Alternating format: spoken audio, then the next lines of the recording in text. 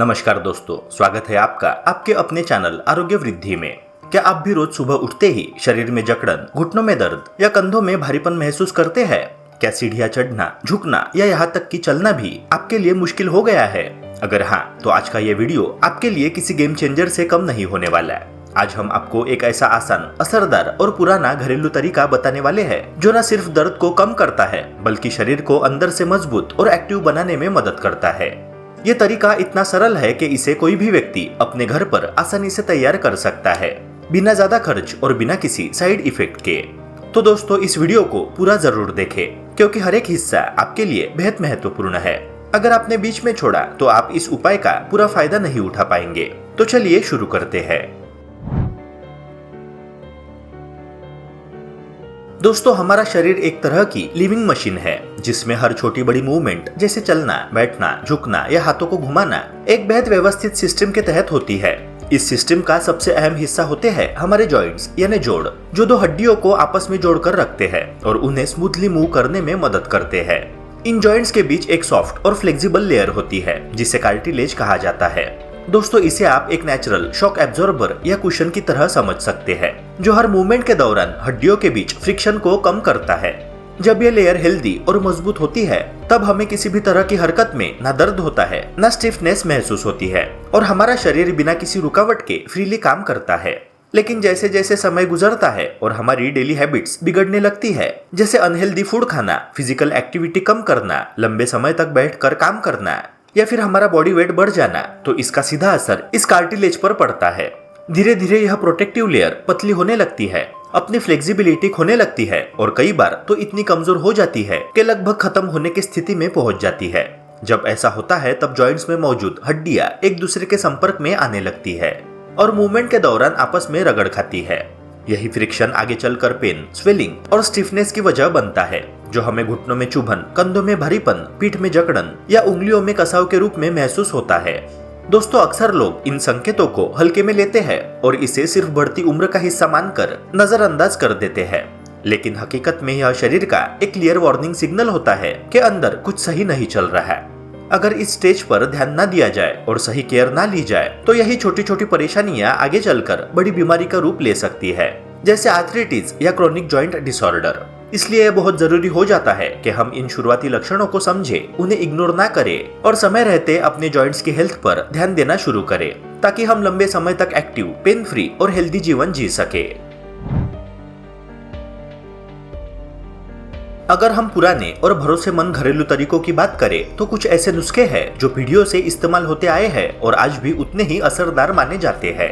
ऐसा ही एक आसान लेकिन पावरफुल कॉम्बिनेशन है जिसमें सिर्फ दो साधारण चीजों का उपयोग किया जाता है, तिल का तेल और कपूर। पहली नजर में ये दोनों चीजें बहुत सामान्य लग सकती है, लेकिन जब इन्हें सही तरीके से एक साथ इस्तेमाल किया जाता है तो ये शरीर पर गहरा और तेजी से असर दिखाती है। खास बात यह है कि यह उपाय न केवल दर्द को कम करने में मदद करता है बल्कि धीरे धीरे जॉइंट्स को मजबूत और फ्लेक्सिबल बनाने की दिशा में भी काम करता है, जिससे ओवरऑल मोबिलिटी बेहतर होती है। तिल का तेल, जिसे सीसम ऑयल भी कहा जाता है, आयुर्वेद में बहुत खास स्थान रखता है। इसे शरीर के लिए पोषण देने वाला और अंदर तक असर करने वाला तेल माना जाता है। इसकी खासियत यह है कि यह त्वचा के माध्यम से आसानी से अंदर तक पहुंच जाता है और मसल्स व जॉइंट्स को अंदर से नरिश करता है। नियमित इस्तेमाल से यह सूजन को शांत करता है, जकड़न को कम करता है और जॉइंट्स के बीच जरूरी चिकनाहट बनाए रखने में मदद करता है, जिससे हर मूवमेंट पहले की तुलना में ज्यादा स्मूथ और कंफर्टेबल महसूस होती है। दोस्तों, यही कारण है कि पुराने समय में लोग इसे रोजाना मालिश के लिए इस्तेमाल करते थे। दूसरी तरफ कपूर, जिसे कैम्फर भी कहा जाता है, अपनी तेज खुशबू और ठंडक देने वाले गुणों के लिए जाना जाता है। यह एक तरह से नेचुरल पेन सूदिंग एजेंट की तरह काम करता है, जो लगाने के तुरंत बाद ही अफेक्टेड एरिया में हल्की ठंडक पहुंचाकर दर्द और जलन को कम करने लगता है।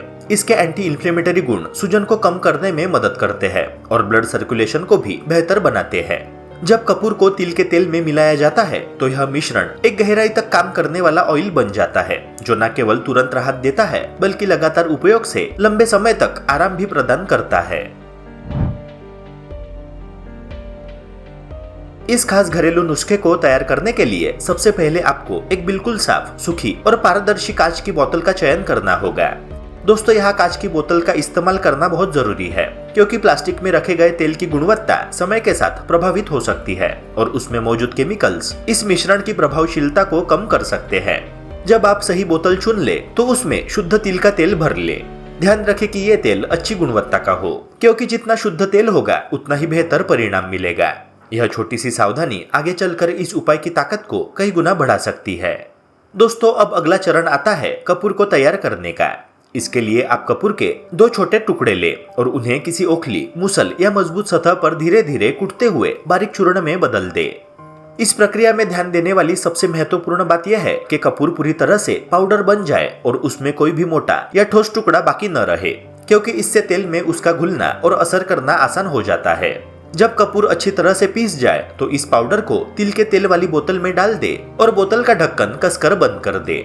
इसके बाद बोतल को हल्के हल्के हिलाए ताकि कपूर और तेल एक दूसरे में अच्छी तरह घुलकर एक समान मिश्रण तैयार कर ले। अब इस मिश्रण को पूरी तरह सक्रिय और ज्यादा असरदार बनाने के लिए इसे धूप में रखना बेहद जरूरी कदम है। बोतल को ऐसी जगह रखे जहाँ सीधी और अच्छी धूप पड़ती हो और कम से कम 1 घंटे तक उसे वही रहने दे। धूप की गर्माहट और ऊर्जा इस तेल के गुणों को और भी सक्रिय कर देती है, जिससे आप एक तरह का नेचुरल एनर्जी इन्फ्यूजन या सन थेरेपी इफेक्ट समझ सकते हैं। दोस्तों इस प्रक्रिया के दौरान तेल के अंदर मौजूद तत्व आपस में बेहतर तरीके से रिएक्ट करते हैं, जिससे इसकी हीलिंग क्षमता और भी बढ़ जाती है। जब यह प्रक्रिया पूरी हो जाती है तब आपका यह घरेलू तेल इस्तेमाल के लिए पूरी तरह तैयार हो जाता है और शरीर पर लगाने पर तेजी से असर दिखाने लगता है। दोस्तों अब सबसे अहम सवाल आता है कि इस तैयार तेल को किस तरह से और किस समय इस्तेमाल किया जाए ताकि इसका पूरा फायदा हमें मिल सके। आमतौर पर इसे लगाने के लिए दिन का समय सबसे उपयुक्त माना जाता है, खास तौर पर सुबह या दोपहर के आसपास, जब शरीर सक्रिय अवस्था में होता है और ब्लड सर्कुलेशन बेहतर रहता है। इस समय लगाया गया तेल त्वचा के जरिए अंदर तक बेहतर तरीके से एब्जॉर्ब होता है और अपना असर गहराई तक पहुंचा पाता है। इसके विपरीत रात के समय शरीर की गतिविधियां धीमी हो जाती है, जिससे तेल का अवशोषण उतना प्रभावी नहीं हो पाता। दोस्तों इसलिए अगर आप सही परिणाम चाहते हैं तो इसे अपनी डेली रूटीन में दिन के समय शामिल करना ज्यादा फायदेमंद रहेगा। तेल लगाने की प्रक्रिया भी उतनी ही महत्वपूर्ण है जितनी इसकी तैयारी। सबसे पहले अपनी हथेलियों में थोड़ा सा तेल ले और उन्हें आपस में हल्के से रगड़े ताकि उसमें हल्की गर्माहट आ जाए। यह गर्माहट तेल की पेनिट्रेशन पावर को बढ़ा देती है, जिससे यह त्वचा के अंदर जल्दी और गहराई तक पहुंचता है। दोस्तों अब इस तेल को उस हिस्से पर लगाएं जहां आपको दर्द, जकड़न या सूजन महसूस हो रही है, जैसे घुटने, कंधे, कमर या पीठ। ध्यान रखें कि मालिश हमेशा धीरे धीरे और हल्के हाथों से करें, बिना किसी ज्यादा दबाव के, क्योंकि ज्यादा जोर लगाने से मांसपेशियों पर उल्टा असर पड़ सकता है। आराम से सर्कुलर मोशन में की गई हल्की मसाज इस तेल के प्रभाव को और बढ़ा देती है। अगर आप इस उपाय को नियमित रूप से अपनाते हैं और साथ ही रोजाना बोतल को थोड़ी देर के लिए धूप में भी रखते हैं तो इसका असर धीरे धीरे और गहराई से दिखाई देने लगता है।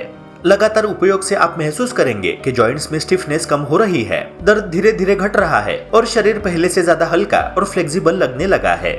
मूवमेंट आसान होने लगती है और रोजमर्रा के काम बिना किसी असहजता के होने लगते हैं। दोस्तों ये एक ऐसा तरीका है जिसमें धैर्य और कंसिस्टेंसी बहुत जरूरी है। जैसे जैसे आप इसे नियमित रूप से अपनाते जाएंगे वैसे वैसे इसके सकारात्मक परिणाम भी स्पष्ट रूप से सामने आने लगेंगे।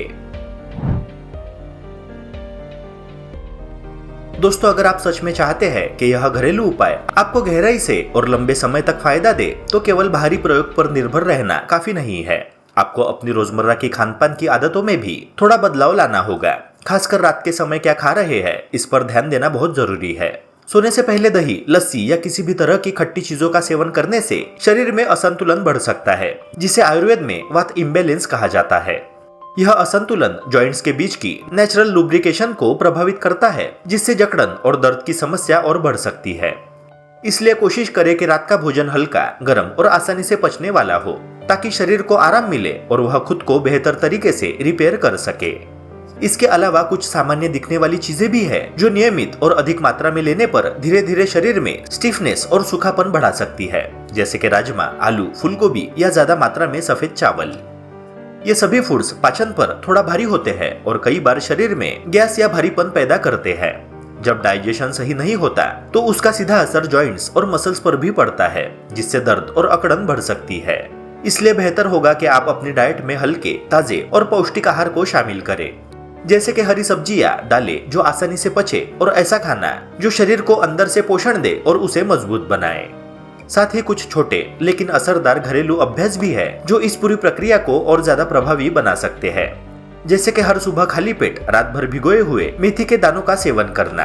यह एक बहुत ही सिंपल लेकिन पावरफुल आदत है जो डाइजेशन को सुधारने, शरीर से अतिरिक्त गैस को बाहर निकालने और सूजन को कम करने में मदद करती है।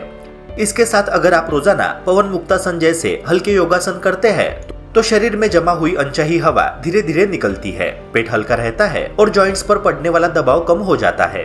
दोस्तों, जब अंदर से शरीर संतुलित रहता है और बाहर से सही देखभाल मिलती है तभी ऐसे उपाय अपना पूरा असर दिखा पाते हैं।